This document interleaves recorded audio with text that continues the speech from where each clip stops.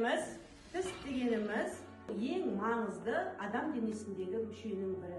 Тіс неге керек бізге? Неге қажет? Сөйлеуге, тамақ жеуге, әдемі күлуге ең маңызды адамға керегі осы тіс екен.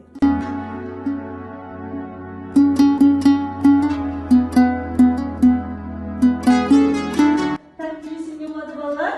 Сауырады. Сауырады. Тіске не түседі? Құртылады. Тістерін қане бәріміз тісімізді көрсетейікші. Қайсы тістерін?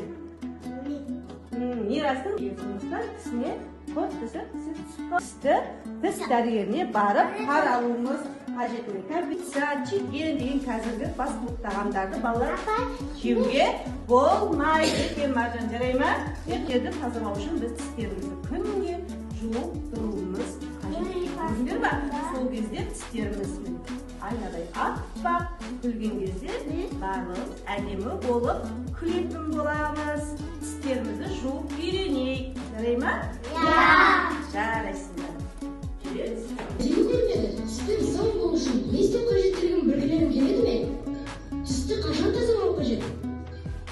Мен тісімді күніне 2 рет, әр жолы 2 минут бойы тазалаймын.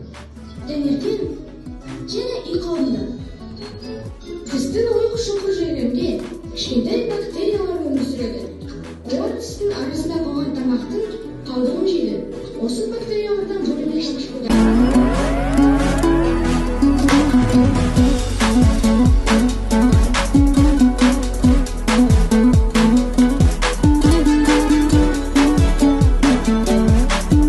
Тістің 4 жағы бар.